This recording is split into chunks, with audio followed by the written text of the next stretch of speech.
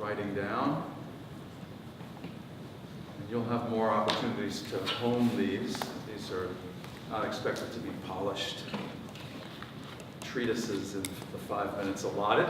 But my idea was that this would give you a start, and you can then see how this works when you talk to other people during the practice later on, and between now and when you actually go visit people, you can play with this however much more you would like.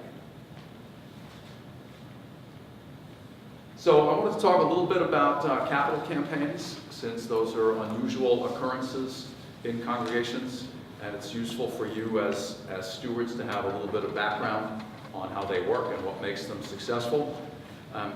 I'll start out by saying that I love capital campaigns in our UU congregations.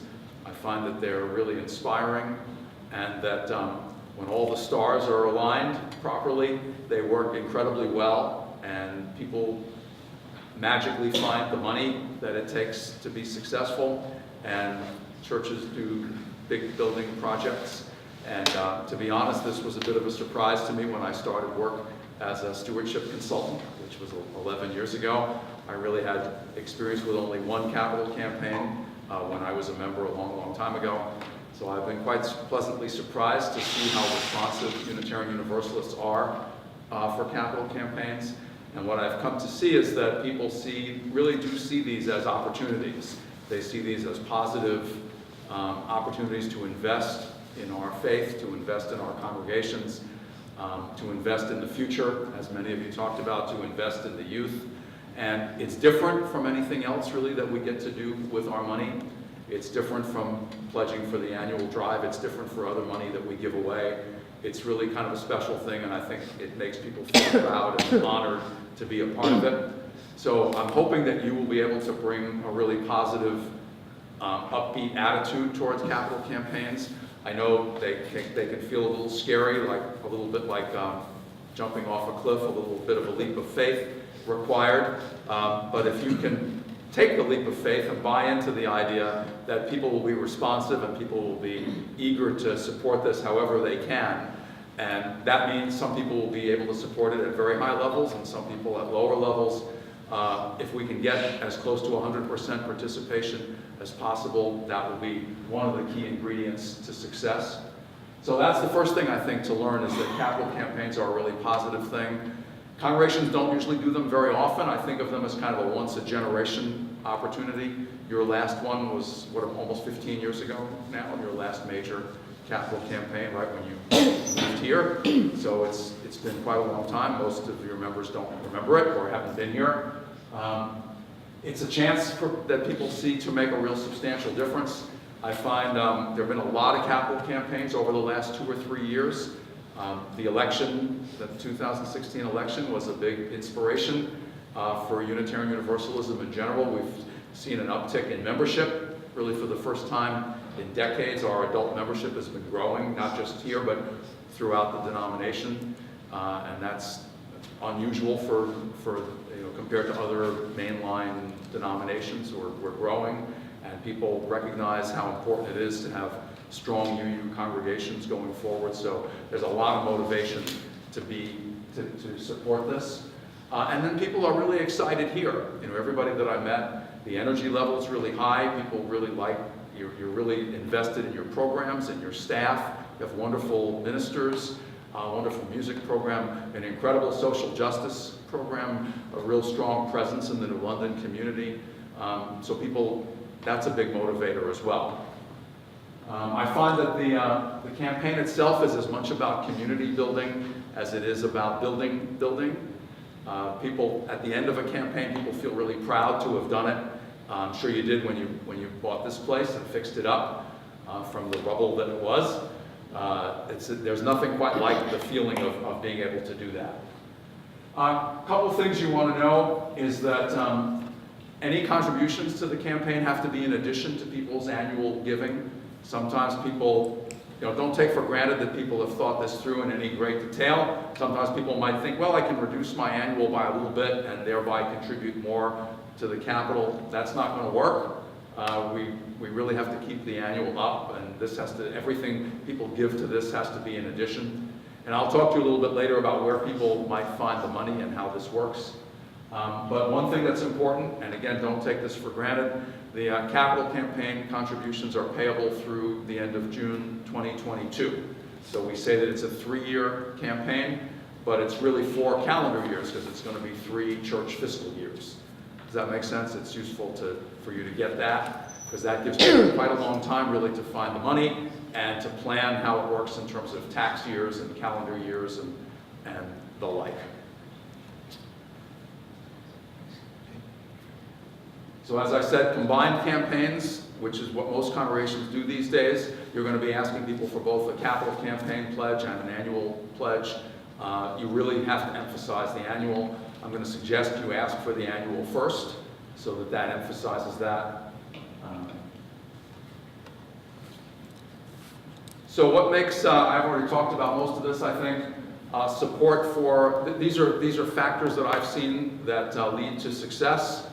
The most important, the top 2 really are people really supporting the project and a compelling case for it, and I think you have all of that from what I've seen. I mentioned earlier that I conducted a financial feasibility study here, and it was the results were extremely positive. And I'll talk a little more about that on the next slide. And it's close to 100% participation is important, and asking people, making a direct ask, which is where you come in. So why are we optimistic here? The feasibility study results were very positive. A couple of things I'll mention to you. Every person that I talk to, every family that is included in the study intends to support the project and contribute financially. I almost never see that. You know, there's very little unanimity among Unitarian Universalists about anything. So more often than not, there might be 1 or 2 people out of 25 or 30 who say they don't support the project, they don't think it's a good idea. There was none of that. There might be 1 or 2 people who say we'd love to support it, but we have absolutely no money at all. And I'm sure there'll be some of that in your congregation, I have no doubt about that. But there was nobody among the people in the study. So everybody intends to contribute, and that's really important, and as I said, pretty unusual. There was very strong support, several what I'm considering lead gifts, top gift of and these are intended gifts. Nobody made pledges during my interviews, but there was an intended gift of $100,000, another one of $90,000, one of $60,000, and a couple in the 40s. So, and then several more 10,000 and up. So a really strong start for the campaign, and an indicator that people are really behind it and are prepared to find the money to contribute. Other things I think we've already talked a little bit about here. You had past success with your past campaign. That's always an important thing. And then the last ingredient on my slide of why we're optimistic is you, all of you who volunteered to be part of this. And as I said, I think we have right around 40 of you, right, doing this, so that's a huge number. That means you'll be able to visit with everybody while keeping the task manageable. You'll each have 4 visits. 4 visits, 3 weeks, easy. As Andy said, easy. Easy peasy. Easy peasy. Just wanted to throw out a couple things from the feasibility study. There's a lot of data that I've shared with the committee, but I thought this one was important. The capital campaigns in general are future-oriented. They're looking at visions of the future. And for those of you who didn't participate in the study, I asked people to think about their vision for the future for All Souls, and then how well does this campaign support it. And the results were very enthusiastic. On a scale of 0 to 10, the average was almost 9, so that's about as high as something gets. Again, I don't always see such high results, so I was very, very positive there. So remember again the importance of you in this equation. People give to people, and you are among the people. So let's talk about any questions so far? Everything making sense? I see a lot of nods. I know it's late in the day, so have I worn you down yet? But any questions? Okay. So want to shift gears and talk about the mechanics, the nuts and bolts of this, what you've actually signed up to do and how to do it. So the first thing that's important is understanding the schedule. as part of the theme of making this easy, your job is very narrowly defined. You have not joined a committee. You are not, you've not signed up for any long-term role. This is the only meeting you have to come to for this job. This is your whole, you do this meeting, you do 4 visits over a 3-week period, and then your work is done. We're doing this in 2 phases. There's an early phase that's starting on Sunday and going for 2 weeks, and that's what we're calling the leadership phase. So that's people like the board, the stewardship committee itself, all of you being stewards, and the people that I met with during the feasibility study. So it'll wind up being maybe a third of the congregation, 30%, something like that. And my guess is if all goes well, that will produce 2/3 of the money, or maybe more. So that's the early phase. Some of you will be involved in that. You don't have, by the way, you don't have your assigned people yet, but you will be getting them soon. Soon. Yes? I'm going to be gone from February 22nd to March 6th. So you have 5 days on the beginning of that, and 5 days on the end. So, yeah. Well, what we will do is we will use Mary Drake at the beginning. yeah. That might have already included it, but Yeah. I will make it a point now Yeah. to include it. Okay. Yeah, so thank you. So we'll figure that out. Thank you for sharing. Yeah, thank you. So the things, by the way, that are highlighted in what I'm told is orange, I'm a little colorblind. I actually thought it was green when I chose the color. But whatever the color is, those things that are highlighted are where your jobs come in. I should have said that. So the leadership phase visits, some of you will be doing those. All of you should be here for the kickoff if you can. That's February 17th. Going to have a special service kicking off the campaign. Lunch after, some fancy-dancy lunch. And what I like, what I've suggested, and I think you will do it, is having a covenant between you as visiting stewards and the rest of the congregation. So everyone will stand up and pledge to be nice to each other. Everyone will promise to answer the phone and call you back and meet with you and do all those things. I said earlier that people are more likely to do things when you ask them to do them. They're also more likely to do things when they promise to do them. So a covenant is a nice thing, and I've talked to Carolyn about it, and she's on board. So if you can be here for that, that will be great. And you'll see, we'll talk about this later. The easiest way to make your appointments to meet with people is to make those appointments right then at that kickoff Sunday, right after the service. See them in person and make the appointments. That'll be much easier than calling them or reaching them any other way. So that should build a lot of momentum and make your job even easier than it would be otherwise. Then, again, the visits, 3 weeks, February 17th to March 10th. If you make a good faith effort to reach your 4 people, hopefully you'll be able to meet with most or all of them during that time. By March 10th, your work is done. The one caveat I'll say with that is if you reach one of your people or 2 of your people and they say, well, like Mary Drake, I'm going to be away much of that time, can we meet March 15th? If you're willing to do that, please go ahead and do that, even though that's outside the range of what you've technically signed up for.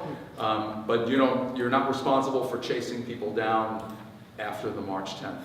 People we don't reach will handle in a follow-up phase. That's not your job. Your job is in orange. And then at the end of this, sometime we'll have a celebration, and you should try to come to that as well. So that's what you've signed up to do. So this is your role to meet with 4 families over this 3-week period, have deep, personal conversations with them about the church. I haven't said this yet, but we're going to ask people for 30 to 45 minutes for these appointments. They shouldn't take more than that. And even if they do, it's better not to advertise that. If they do, it's because you've gotten into really good conversations and talk. But what I have found is if you ask people for an hour, that's kind of an obstacle or a barrier. Let's say an hour sounds like a lot of time for people to commit, whereas 30 to 45 minutes sounds manageable. So that's what you shall ask for. And you can get done in 30 to 45 minutes, unless people are chatty, in which case that's a good thing. And your idea, and you will be accepting their pledges during these meetings. So that's part of the idea. You have in your folders, and we'll look at them in a second, but you have their pledge forms. They do not have pledge forms. So the only way they're going to fill out pledge cards is with you, one way or another. So that's an inducement to meet with you, that you have the pledge cards. What happens if they say they want to keep it 7 days later?